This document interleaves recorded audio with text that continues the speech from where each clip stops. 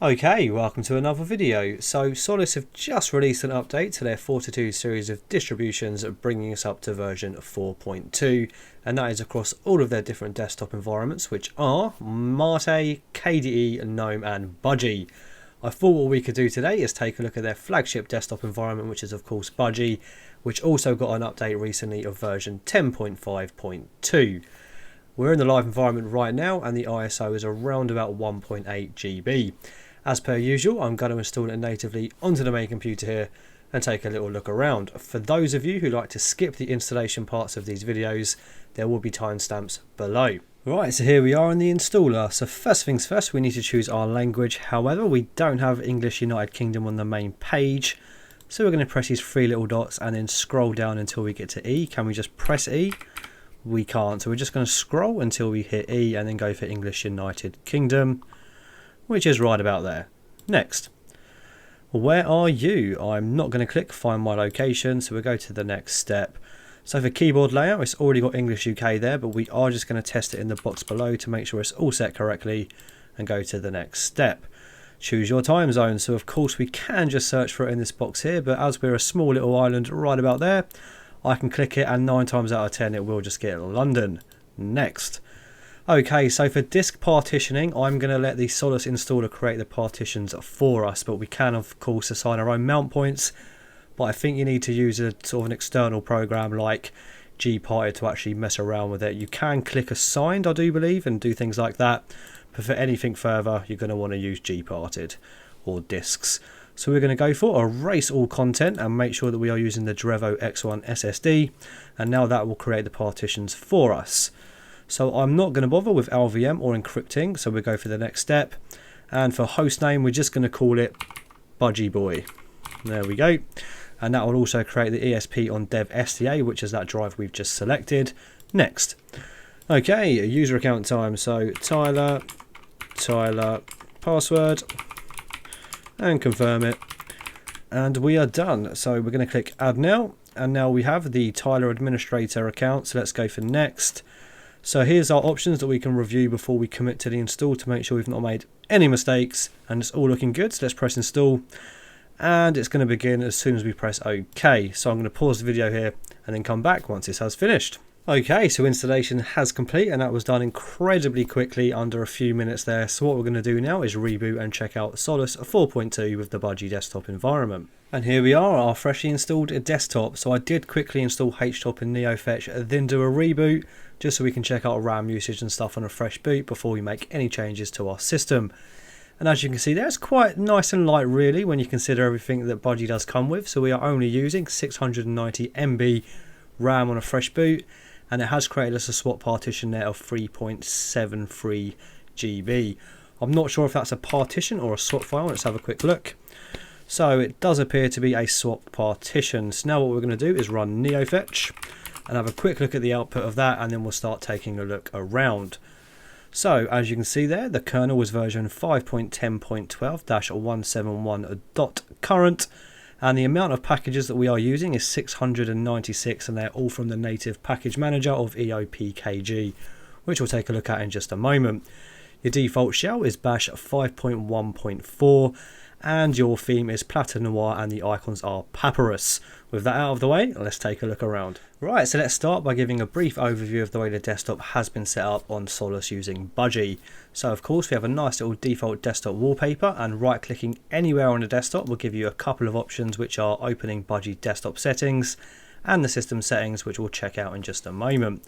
Now at the top left of the screen you'll notice we have two desktop icons, one for our home folder and the other for trash. Now prior to the newer versions of Budgie on Solus, it was using Nautilus's desktop icon implementation in order to achieve those icons. However, in newer versions it's going to be using something called Budgie's desktop view. Now moving towards the bottom of the screen we have our single panel, and at the very left we have our application launcher. So if we click that, we can see that we have our categories to the left, and by default it opens up in the all view, which will spread all your applications in a nice little list. And then just above that we have our search box. So we can type in the first few characters of any application, hit enter, and then it will open up that application. So our default file manager, as you can see, is Nautilus. Now to the right of the application launcher we have kind of like a icons only task list, and just clicking the running icon will then minimize it, and then clicking it again will then restore it into a focused view. Now there's a few more options. If we right click on the icon, as you can see for Nautilus, we can go straight back to home, open a new folder, and we also have this little star here which will allow you to pin or unpin applications from your panel, or as they call it, favorite. Now there's another way that we can get applications to stay on our panel. So if we go into our application launcher, and for example, say we wanted the calendar application to be pinned, we could just drag and drop it, and then as you can see, calendar is now there, and we can remove it like so. Now I don't think there is any sort of right click behavior here, no, so we're just going to be dragging things from our application launcher in order to pin them. Now to the right hand side of our screen we have the Raven trigger. Pressing that will open up a nice little side panel. At the moment it's opening up on the right hand side of the screen, but we can now manually select where we want it to open using the Budgie desktop settings, which we'll check out very shortly. Now in here we can control applets, notifications, and we've got a nice little calendar here, and as you can see we have a widget here for music. So when we're playing back music we should have a bit of control about what we can do with it, all from within our side panel or Raven trigger. Now the default music application for all versions apart from KDE is Rhythmbox, which isn't my favourite, and the music player it's using on KDE is Elisa. Now if we close that we have our clock, power button, volume, notifications, and our connections. At the moment we are using Ethernet. Now we're going to very briefly go over the default applications, but we're not going to spend too much time on that as we've checked out Solus with Budgie not too long ago. Okay, so we're going to leave it in the all view while we just very quickly run through this list. So we have applications, archive manager, background, Bluetooth, Budgie desktop settings, which we will spend a bit of time on in just a moment, as it's one of my favourite things about Budgie actually. So a lot of different desktop environments do allow you to change quite a bit about it and the way it looks and feels. However, a lot of the time you are digging through different settings and menu applications in order to achieve what you want, whereas on Budgie they kind of tend to keep everything all within this one application, which I find very useful. Next up we have calculator, calendar, color, date and time disks, which is going to be note disks, disk usage analyzer, displays, document viewer, Nautilus, Firefox, which is now version 85.0 across all of their different versions, GNOME MPV for media playback, the gparted partition editor, hardware drivers, help, hexchat, htop I installed myself, image viewer, keyboard shortcuts, and then we have the full LibreOffice suite, which will be the latest version of 7.04.2. What we're going to quickly do is just double check that that is indeed the version and see if we have dictionary autocorrect support enabled out of the box. So we are indeed using version 7.0.4.2. Let's just do a little, there we go. So as you can see we do also have dictionary support installed out of the box for autocorrection, which you can see is checkmarked there on automatic spell checking. Very nice. So we're not going to save that and let's keep going. So that's the full LibreOffice suite. We then have options for mouse and touchpad and network onboard, which is your on-screen keyboard, which you can see right there, and of course you can drag and drop that pretty much wherever you want it using this button here, but we're going to close that for now and keep moving. So that was the on-screen keyboard. We then have online accounts, which I do believe is using GNOME's online accounts. We'll double check that in just a moment. We have Rhythmbox for music, and we'll do a little music test in a moment. And then we have the screenshot tool, which I think is GNOME screenshot tool. It looks to be that. I could be wrong, but let's keep moving. And then we also have the settings, which is going to be using the settings from GNOME. So if we open that up, and here we are on the about page. Oh, I spelt my my computer's name wrong. And if we scroll down, we can see the version of GNOME that's underpinning this is version 3.38.3, and the windowing system is X11. Okay, so I think that's pretty much all of the applications that we really need to take a look at, and we'll check out their software center in just a moment. For your default email client, you're going to be using Thunderbird, and that's pretty much it. So what we're going to do now is check out some media playback and just have a little bit of fun testing things out and see how we go. So to test some media playback, I have plugged in an external SSD which is formatted in exFAT, and it's mounted that absolutely fine with no issues out of the box. And if we jump into our files application, we're going to go straight into this folder here of media. Single click, let me just sort that out. So I'm not a massive fan of single click. So what we're going to do is go into the behavior in preferences of Nautilus and then just click double click to open items. Now we should do a double click and it should work. Perfect. So we have the recent video I done for GNOME, and we have Scarlet Fire, the YouTube banger that we're going to check out with Rhythmbox I have muted the volume though, so I don't fancy hearing it back on the playback. So let's double click that and see if that opens up absolutely fine. Then that is of course using GNOME's MPV. And we've got the little sort of progress bar at the bottom there, and everything's working as it should. Next up, we're going to check out media playback in Rhythmbox using Scarlet Fire. So that's not opened it up in Rhythmbox, that has actually opened it up in the GNOME MPV player. So you might want to change the default applications for music files when you're doing a double click. Otherwise, instead of using Rhythmbox, it will open it up in GNOME MPV. So what we're going to do is just right click and go for open with other application, and then select the other recommendation, which is of course a Rhythmbox. And there we go. So that's now playing. We've got a nice little notification there where we can pause and go to the next tracks from within that notification. And if we open up our Raven trigger, so you can't see it because my face is in the way, but here is where the next thing is going to come in, where we can actually move our Raven trigger's position. So what we're going to do is open up the Budgie desktop settings, which we've got minimized right about there, and we're going to click Raven. And now there should be somewhere where we can change the position. So at the moment it's set to automatic. We're now going to send it to the left hand side of the screen. So now when we click the Raven trigger, it should open on this side, this portion of our monitor. Let's give that a go. Perfect. And there we go. So as you can see, if we had album art, it probably would display the album art there, and we can change the volume of Rhythmbox as well as go to the next track, pause, etc. I do actually very much like the idea of a sort of a side panel there, all with Raven trigger. And of course we can jump straight into our notifications as well. Right, so next up, let's check out the Budgie desktop settings. So as you can see, we have quite a few options here. So in appearance, we can go into style, desktop, fonts, Raven or Windows. And then the whole Budgie paneling system is quite interesting as well, and it can all be controlled from within here. So in style, our default theme is of course Platter Noir, and if we just click that, we can see any others we have. So we have high contrast, platter, and then the rest of the variations of Platter Noir. Let's see what the compact version looks like. There we go. So it's just going to shrink your sort of header bar or your title bar there on your running Windows. And then as you can see, it's also shrunk it there on Nautilus, and I actually quite like that, so I think I'm going to leave it on that. So for icons, we are of course using Papyrus, and it doesn't really have any additional ones apart from Adwater and High Color, High Contrast, and then the dark or light variations of Papyrus. Icons, for the cursor, we are using the Breeze cursor, and it also has the Adwater cursor as well. So for notification position, so when we saw the notification pop up for music, it was in the top right. But if we wanted to, we could move it to the top left or the bottom left or right. I'm going to leave it in top right because that kind of feels natural for me for when notifications should pop up from. We then have a little toggle there for dark theme, which I don't think is actually doing anything. So I don't know if we have any light themes installed. So at the moment, that is kind of not doing anything for me on my machine at the moment. We then have animation, so we can control whether Windows and controls use animations by pressing that little toggle as well. Now in desktop, here is where we control things like our desktop icons with active mounts, home directory, rubbish bin. Then we have the click policy, so in here it's set to single clicks. Let's just see if that does work on a single click. It does, so now let's set that to double. Now double clicking should open it instead of a single click. Perfect. So icon size is set to normal, but we can go very small, large, and then massive, which is quite large, but we're going to leave it on normal.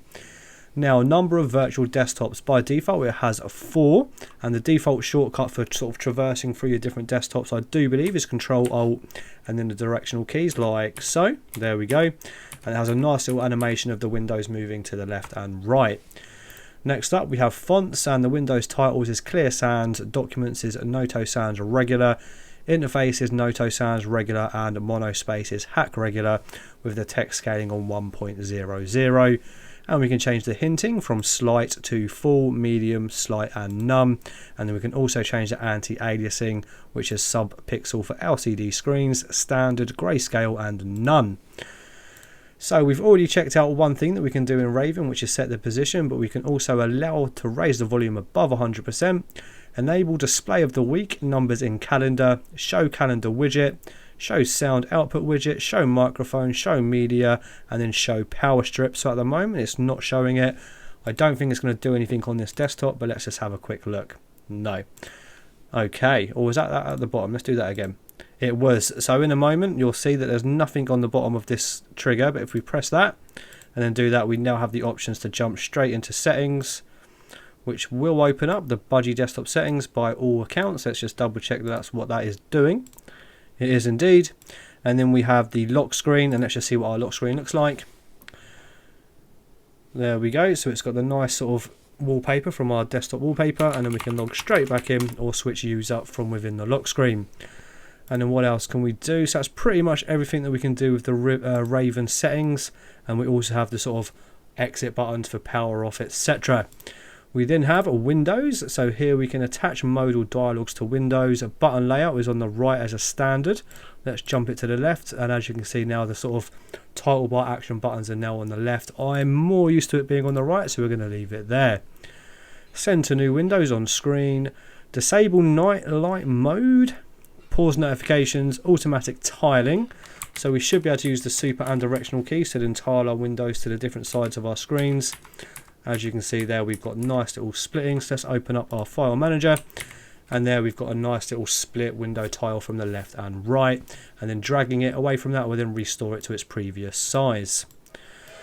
Anything else we want to check out here? So we can enable window focus, change your mouse enter and leave, disable unredirection of windows, and show all windows in the tab switcher.